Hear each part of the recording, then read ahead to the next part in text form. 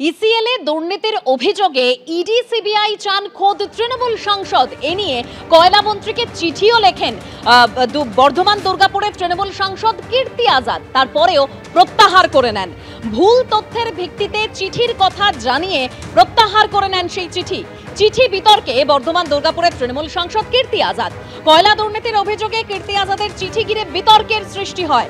তৃণমূল শিবিরে দুর্নীতির বিরুদ্ধে সরব হলে ঠিক কি হয় তারই নিদর্শন। দুর্নীতি আড়াল করতে নেপথ্যে কাদের কলকাঠি? কীর্তি আজাদের চিঠি পোস্ট করে পাল্টা প্রশ্ন করেছেন সুকান্ত মজুমদার। হয়তো বুঝেছেন বিজেপির শাখা সংগঠন কেন্দ্রীয় তদন্তকারী সংস্থা, তাই হয়তো চিঠি দিয়েও প্রত্যাহার। কীর্তি আজাদ বিতর্কের দাবি তৃণমূলের।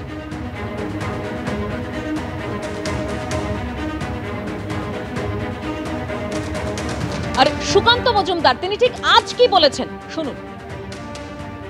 দাদার কীর্তি সিনেমা দেখেছিলাম, এখন দিদির দৌলতে আর এক কীর্তি আজাদের কীর্তি দেখলাম। থুতু ফেলে কিভাবে চাটতে হয় কীর্তি আজাদ দেখিয়ে দিলেন। বাংলার পলিটিক্স অত সহজ নয় দাদা।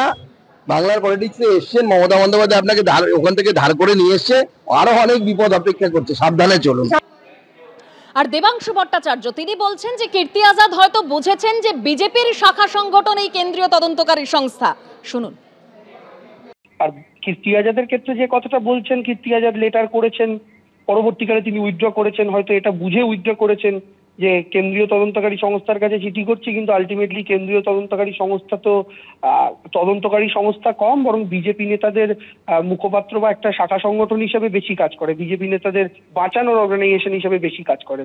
ফলে একটা রাজনৈতিক দলের শাখা সংগঠনকে একটা রাজনৈতিক দলের সাংসদ হয়ে তাদেরকে তদন্ত করার চিঠি দেওয়াটা কোনো মতেই যুক্তিগ্রাহ্য একটা কাজ নয়। সেটা হয়তো রিয়েলাইজ করেছেন, তারপরে উইথড্র করেছেন। তো সুকান্ত বাবুদের তো এটা বলার কোনো দরকার নেই, কারণ এই সিবিআই ইডি দুর্নীতির বিরুদ্ধে যদি কথাই বলতো তাহলে সবার আগে সুকান্ত বাবুকে যার নেতৃত্বে পশ্চিমবঙ্গে দলটা করতে হচ্ছে তাকে আগে জেলে ঢুকতে হতো।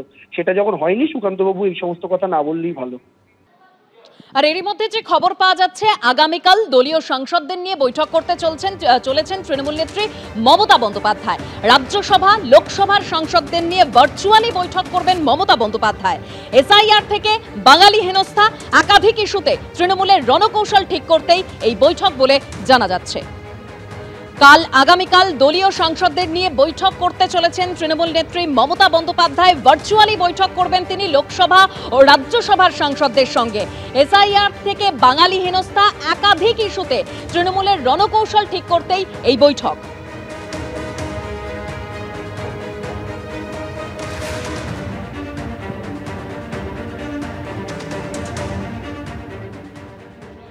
আর মুখ্যমন্ত্রীর সভা ঘিরে খড়গপুরে তৃণমূলের মধ্যেই সংঘাত চরমে পৌঁছেছে। একেবারে ভাইরাল হয়েছে সেই ভিডিও। যেরকম জানা যাচ্ছে যে 6ই আগস্ট ঝাড়গ্রামে আসার কথা রয়েছেন মমতা বন্দ্যোপাধ্যায়ের। আর মুখ্যমন্ত্রী আসার আগে খড়গপুরে বৈঠকে তৃণমূল নেতৃত্ব, আর সেই বৈঠকেই তৃণমূল নেতাদের বিরুদ্ধে দলেরই একাংশের ক্ষোভ। এইভাবে বারবার তৃণমূল কংগ্রেসের কর্মী যারা লড়াই করছে তাদেরকে পিছন দিকে ঠেলে দেওয়া হচ্ছে। আর রাতের অন্ধকারে আলোতে আমাদের সেটিং চলছে 12 ঘন্টা তৃণমূল, 12 ঘন্টা কিছু লোক হচ্ছে তারা তৃণমূল লাগে, তারা তৃণমূলটা করে না, তারা বিজেপিটা করে না। সেটিংটা তো ভালো, আমরা পেপার মিডিয়ায় দেখছি, বিভিন্ন সময় দেখছি যে ঘন্টার পর ঘন্টা বৈঠক চলছে। কেউ কি সেটিং করে চলে যাচ্ছে আমাদের রাইটের গেস্ট হাউসে, তার সঙ্গে বৈঠক করছে ভিতরে ভিতরে আমাদের কাছে আছে। এটা কেন হচ্ছে? একজন বিধায়ক যে লাগাতার মুখ্যমন্ত্রীকে গালাগাল করছে, আমাদের শাসককে গালাগাল করছে, আমাদের অভিষেক বন্দ্যোপাধ্যায় গালাগাল করছে, তার সঙ্গে কিসের সেটিং? তাকে কেন জায়গা দেবে পৌরসভায়? তার ফান্ড কেন বাঁচবে? তার ওয়ার্ডে করবে। আজকে দেখা যাচ্ছে তিনি লাইট লাগাবে, সেখানে তার ছবি লাগানো, ডিজিটাল ছবি। তাহলে সেই ওয়ার্ডে আমরা লড়বোটা কি দিয়ে? যে 4 বছর পেলাম না আমার ওয়ার্ডে, সেই ওয়ার্ডে যদি কালকে 4টা লাইট লাগে, পোস্টার লাগিয়ে দেয়। যে ভিডিও ভাইরাল হয়েছে যেখানে মুখ্যমন্ত্রীর সভা ঘিরে খড়গপুরে তৃণমূলের মধ্যেই সংঘাত চরমে পৌঁছেছে। মুখ্যমন্ত্রী আসার আগে খড়গপুরে বৈঠকে বসে তৃণমূল নেতৃত্ব, আর সেই বৈঠকেই তৃণমূল নেতাদের বিরুদ্ধে দলেরই একাংশের ক্ষোভ। আর খড়গপুর পুরসভার চেয়ারপারসন তিনি বলছেন যে অভিযোগ করে দলেরই ভাবমূর্তি ক্ষুণ্ণ করার চেষ্টা করা হচ্ছে।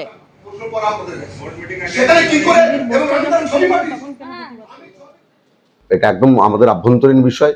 সেখানে আভ্যন্তরীণ বিষয়ে দলীয় কিছু এজেন্ডা থাকে, দলীয় কিছু কর্মসূচি বা দলীয় কিছু বিষয় থাকে, সেগুলো আমরা আমাদের নেতৃত্বের সামনে জেলা সভাপতি সহ যারা ছিলেন, চেয়ারম্যান সহ যারা ছিলেন, প্রত্যেকের সামনে আমরা তুলে ধরেছিলাম সেই বিষয়টা। দলের বিষয়ে আমরা দলকে জানিয়েছি এবং নিশ্চয়ই দলের নেতৃত্ব শুনেছেন, তারা নিশ্চয়ই আগামী ব্যবস্থা নেবে। যেটুকুনি আমাদের ক্ষোভ বা যেটুকুনি আমাদের সমস্যা রয়েছে সেটা নিশ্চয়ই তারা ব্যবস্থা নেবে। এই বিষয়ে মনে হয় না আমার কোথাও বলা উচিত, কারণ দলকে যখন আমি ভালোবাসি, দলটা করি, প্রথম দিন থেকে দল করছি, সেই ক্ষেত্রে দলের পাশে থেকে লড়াইটা আমাদের করতে হবে। এটা অভ্যাস, যারা ক্ষোভ ওগড়ায় সেটা হচ্ছে অভ্যাস, তারা দল করে কিনা আমি জানি না। কেউ হয়তো মানে কারো নামে বলে আনন্দ পায়, কিন্তু এটা বোঝে না যে দলকে ছোট করা হচ্ছে। ছোটকা পাল বলতে চাইছে যে যেখানে কাউন্সিলর নেই সেখানে কিছু টাকা দিতে, সেটা তো দেওয়া যায় না, সেখানে তো অন্য ধরনের কাউন্সিলর আছে, তাই না? না, জেলা সভাপতির উপরে উঠে দিয়ে উনি বলেছেন যে যেহেতু উপরে দিল এই জন্য যেহেতু এখানে প্রেসিডেন্ট স্থায়ী করতে পারেননি, কিন্তু প্রেসিডেন্টটা স্থায়ী তো উনি করবেন না, রাজ্য থেকে হয়ে আসবে, তো উনি কি করবেন? এটা এখন যারা আছে তাদেরকে নিয়ে চালাতে বলেছেন যতক্ষণ পর্যন্ত নতুন সভাপতি না হয়।